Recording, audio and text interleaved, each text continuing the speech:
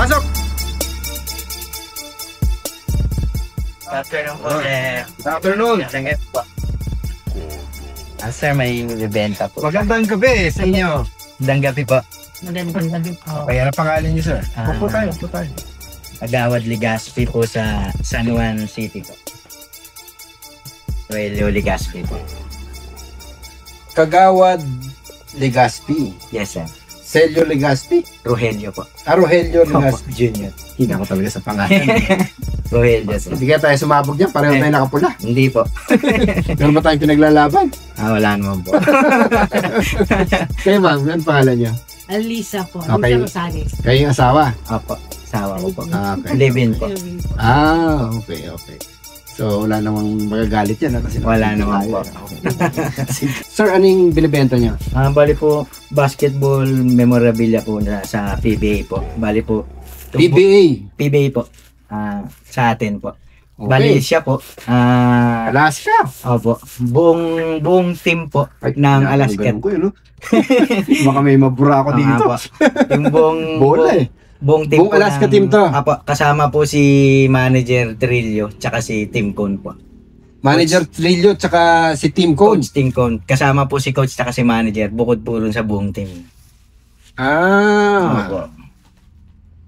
Bali buong team po yun. Okay, may kilala ako dito. Siyempre. Sila Gomez po. Coach Vino. Andiyan po. Coach Vino. Coach Vino po. Coach Vino. Coach Vino. Si Coach Vino. Apo. Ano yun? Andyan rin po. Naging kaklase ko yun sa college. Tapos Bong Hawkins, Joe Lastimosa po andyan. Ang dami Tapos si Sir Bachman po, player pa po siya dito. Kasi yung firma niya dyan? Ito po. Na ngayon po, siya po yung team manager naman ng Alaska ngayon. Siya yung team manager ng Ngayon Alaska? Po, yung time po na to, player pa po siya niya. Okay, sino to mga to? Sino to? Sila Gomez, Ramos po. Ramos? Opo. Mga luma na isa. Wow, grabe. Mga anong year kaya ito? Siguro po yan, mga early 80s or 90s po. Mga ganon. Papasok na yung 90s, sir. Mga ganon. Early 80s or early 90s? Mga ganon po. Wow. Ganon siya. Matindi Sige, ano naman itong isa? Ito pong isa, sir. Ito naman po, yung time na to, Alaska Aces na po sila. Sila Erwin Santos na po yun dito. Alaska Aces? Parang hindi Aces yata ako na po. nanonood ng PBA ng mga panahon na to Opo. Ito naman po, 90s to, sir, sigurado. Mga 90s na po. 90s ito? Opo, ito po, 90s na.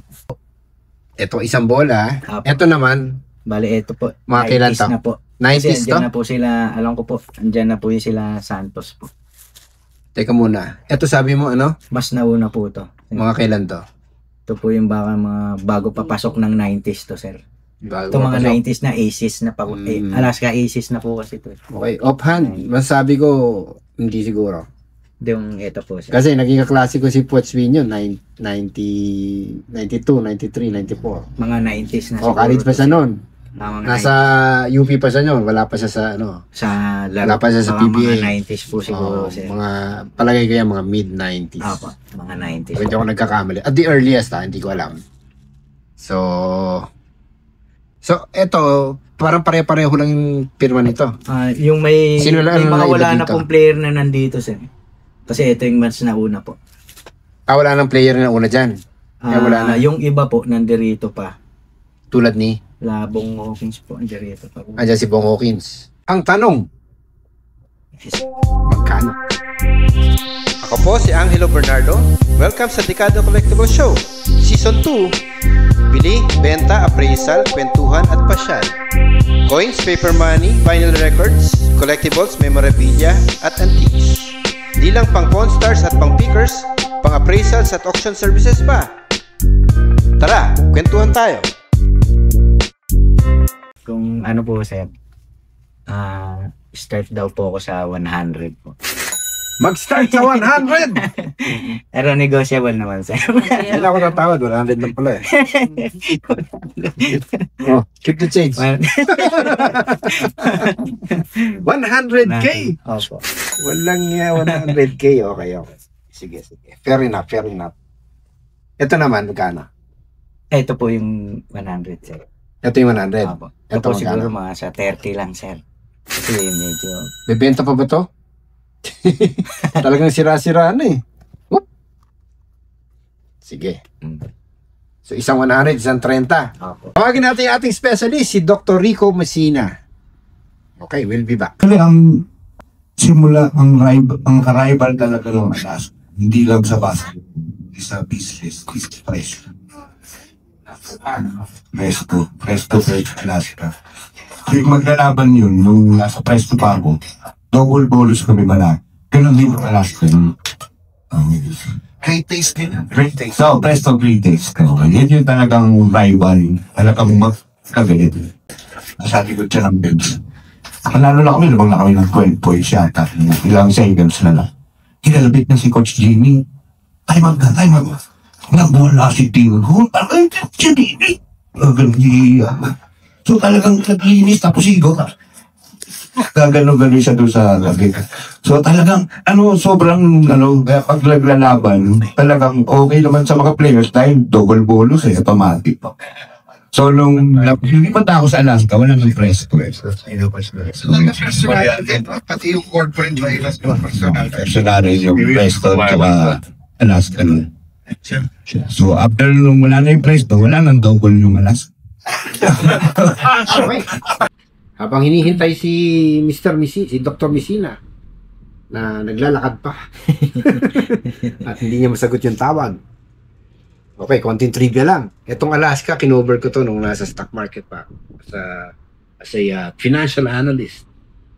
So, kinover ko yung food and beverage. Itong Alaska, isa yan sa mga assigned sa akin. No? Tapos, yung finances niya, stable lang siya. Yung growth ng niya, yung sales ng gatas niya. Ganun lang, steady lang. Kung nag-increase yung population ng Pilipinas, ganun din yung increase ng Dami naman po consume. Konti lang yung increase niya, pero nag-increase siya, di ba? Yun, kaya boring yung trabaho niya, kaya siguro itong si may-ari ng Alaska. Okay, thanks so. Si Uy Tengso. Ayun, panood-nood na lang doon sa diba? Sa laro. Uy, na yung pinaka-exciting sa buhay niya siguro. Ewan. Habang tinatawagan ko si Doc Messina. 1990s, yung Alaska is yung sumunod na nagkameron ng Grand Slam. Grand Slam? Anong year yun? Sumunod sa San Miguel. Anong year? Hindi ko ma-exact yung date pero 90s yun. Hello? Yes po. Yeah, opo, bumibili kami ng coins. Yung 1945 pababa, kung meron kayong 50, 20, tsaka cheese. Marami kayo? Sige, dalhin nyo lang dito, sir. Mga kailan? Sige. Okay, pwede ako nun.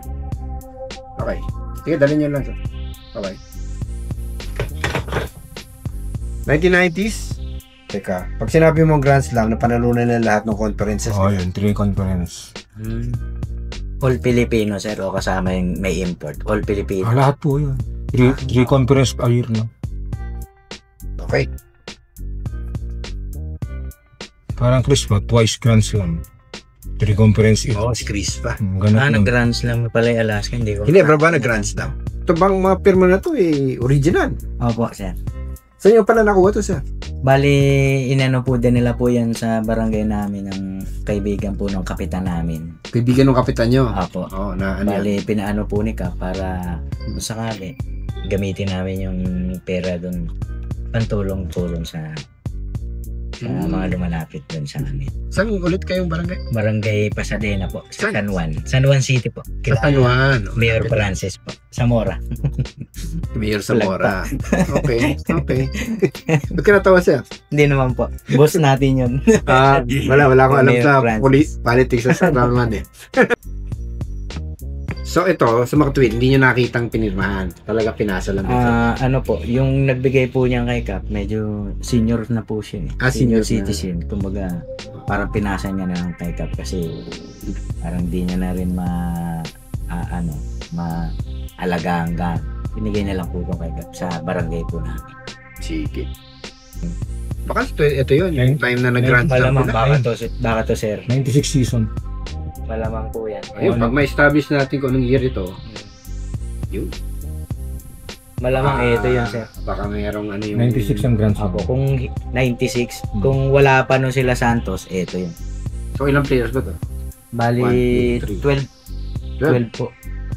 Tapos kasama po si Coach Tim, 13. tsaka si Sir Trillo po, yung manager nila dati. 14. Malabas. 7,142 per signature. Siyempre, kasama na doon yung mga bangko. So, dapat bibigyan mo na mas malalaki yung mga star players, Star di ba? player nila. Oh, mas malaking ano. Minsan, baka yung star player pa lang, talo na lahat ito. Ano siya? Yung planta na nilang maingay. Ano siya? Kahit sa overhead, yung mga lata, nagpo-flow na ganun yung mga lata. Yung, parang may conveyor na gano'n. Tapos, Makalansing. yung makalansing na gano'n. Kaya, tatandaan ito, sir. Kaya nga sinabi nila, walang tatalo. Wala pa rin tatalo sa Alaska. Di mo, alam natin, ano? Malaki na siguro yung model na yan. Ako, baka ano na to? Lola. Baka may apo na to. Oh. Sige. Yung sumikat na commercial ng Alaska, yung time na ang imported nila si Cisco Oliver, yung negro. Yung sa commercial, ang kalaban ni Cisco, yung batang Uy Tengsu. Nagawa 1-on-1. So yun, sumikat yung commercial na yung Alaska. Yung panahon ng Toyota Crispa, kahit maliit pa ako, nakikipanood ako sa kapitbahay, wala kaming TV. Crispa Toyota, takbuhan na, puntahan na. Wala makikialam sa may TV para ilipat ng kamag-anak, magano inaaway. Pinapanood Crispa Toyota. Tapos nalimitaw din yung Alaska. Okay din, sumikat din na Alaska. Magagaling din that time. Hirapan din dyan ng ano eh.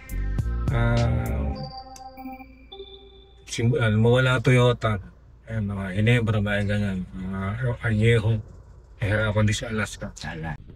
Okay. PBA Annual 1990, 83, 86. Annual 1982, Crispa, Gallery Dominic, Gilbis Jean, Enrich, Great Taste, San Miguel, Toyota, Super Corollas, Eco, Tanduay, Utex Wranglers. Wala. Hi, good evening, Doc. Kumusta kayo? Oo, ayan. Pagpasensya mo na, meron tayong konting shoot dito. At yung binibenta, yung binibenta, Alaska na bola. Teka, Alaska na bola si Angelo. Oo. Ayan, ito yung isa na medyo kulukulbot na at matigas na. Alaska Aces.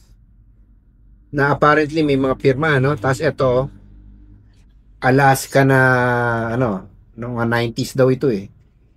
Oo. Ayan, so, pakita ko na sa inyo yung mga pirma, no? So, meron dito si Jolas, Aldavid, si Waki Trillo, si Coach Tim Cone. Eto, hindi ko kilala kung sino itong mga to. Tapos, di ko rin kilala kung sino yung mga yan. Tapos ito si Bachman. Bachman. Si Bachman yan, si Chairman Bachman ng PSC. At chairman na ba siya ngayon? Yun. Siya na po yung chairman ng PSC. Mm. Si Angelo. Okay. Bye. Okay, sunod pa nga natin, ibang pirma. Sige, si Guabi Lutwa. Reyes yata yun, isa. Ito Reyes, number 50. Yes. Number 5 pala, number 5. Tapos ito, hindi ko kilala to. Yan.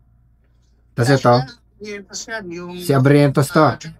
Magkatabi. Tsaka si Hawkins. Oo, ito si Hawkins na kilala ko to doon sa yung sa event mo, yung sa Baliktanaw. Oo, tama Si sir. Bong Hawkins. Sa mga special guests natin. Oh, special guest natin si Hawkins Oo. Ayun. Sige, ito naman sir, itong isang bola naman, medyo... Itong isa, bola. oo nga depleted na, tapos may mga crack na. Alaska Aces, ito raw yung binuo nung after nung Alaska for a time, no? Naging Alaska Aces yata sila. Ewan ko anong year ito. Tapos, ayan, ito yung mga pirma. Yan, wala na akong kilala dito. Saan mo lang.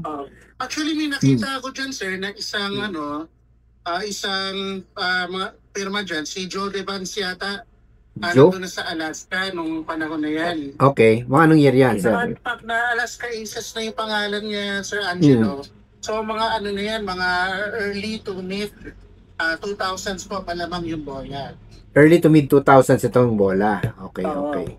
Yung isa naman, Sir Angelo, yung Alaska mismo yung nakasulat, yung nakatatak, most likely po, mga late 90s po yan. Late 90s ito. Kailan ba, sir, di ba nag-Grand Slam yung Alaska? Anong year kaya yun? 1996, Sir Angelo. Posible ba ito yung Grand Slam na bola? Wow! Ito kasi, Sir Angelo, si Chulas, si Bomokins, nasa Alaska pa. Okay. So, ibig sabihin nun, most likely po, mga 1997, 1998 yan. So after Grand Slam na to. 1999, doon na nagsimula mag-iwa-iwala yung core nung dynasty nung Alaska. I see. Pero posible ba itong 1996? Hindi. Hindi po. Hindi. Kasi po, una si Rodney Santos, tinan niyo po, may pirma po siya, no? Parang Number 9, wala Rodney ata. Santos. Number 9. Sige, tingnan natin kung nasan si Rodney Santos. Ginaganito ko, hindi kayo mabura itong mga to. Number 9. Parang wala, sir. Teka, parang wala. Number 4. Wala po ba? Number 5. Ayun, yun. Rodney Santos. Okay, 9. Rodney Meron, sir. Santos. Number Kasi 9. po, yung 1996, yun yung rookie year ni Rodney Santos, number 2 pick siya. Noong 1996. Rookie siya. Okay. Pure Foods, sir, yung kumuha sa kanya. So trade in siya noong 1997.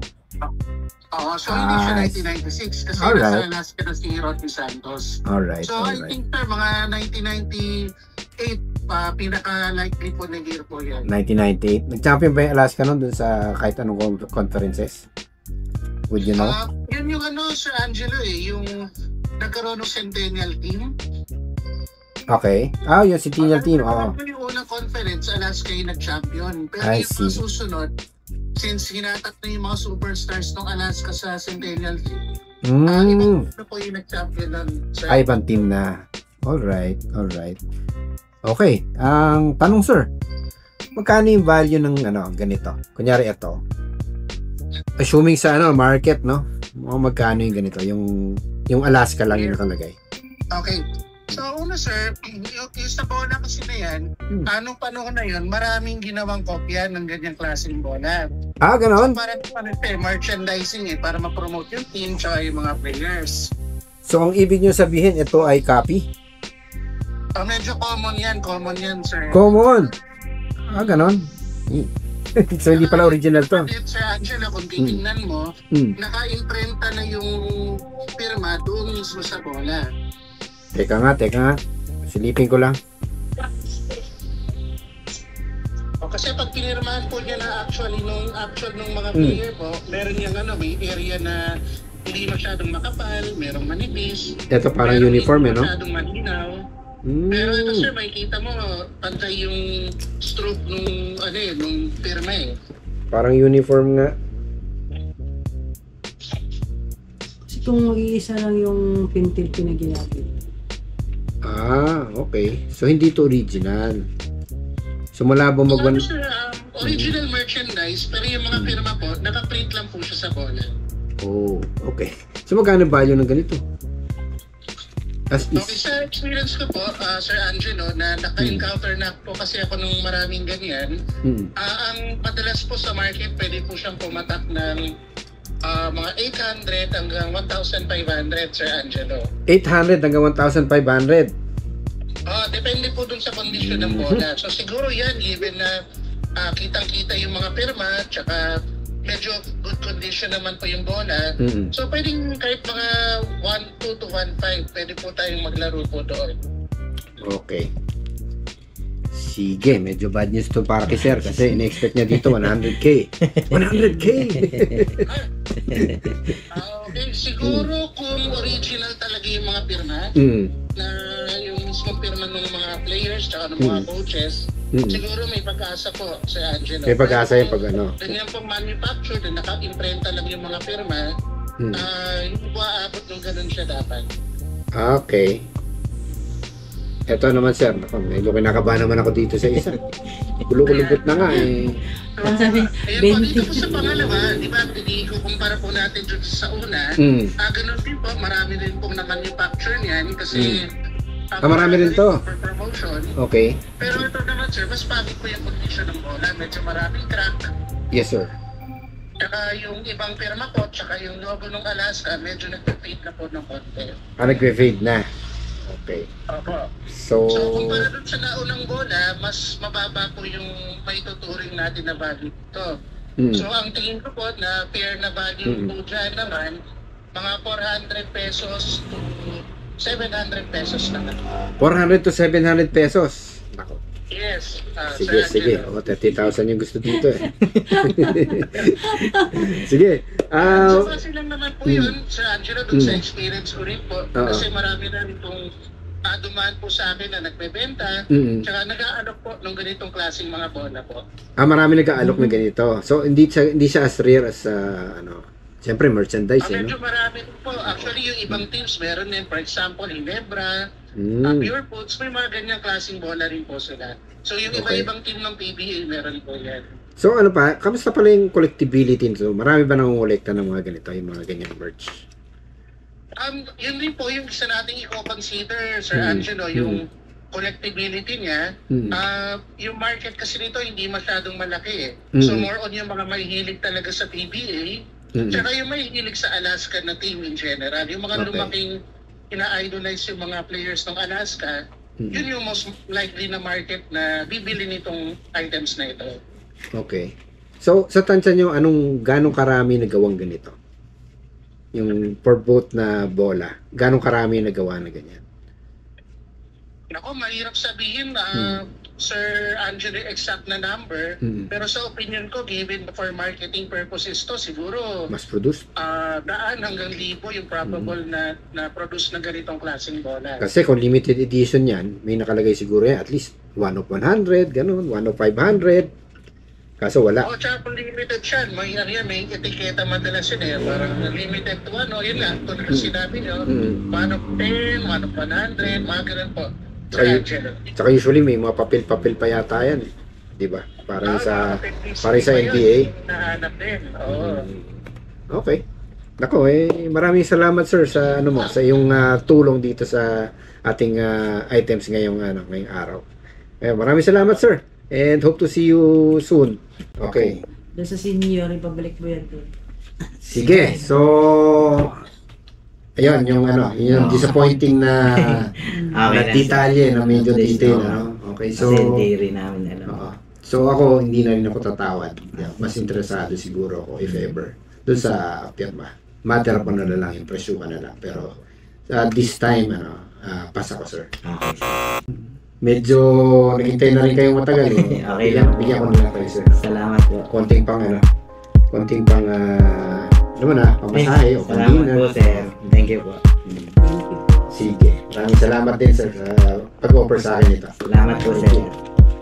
Yung dala po namin na bola na sa team ng Alaska po, ala po namin kasi hindi rin po namin alam. Salamat rin po kami dun sa expert na at least nalaman po namin yung tungkol dun sa bola.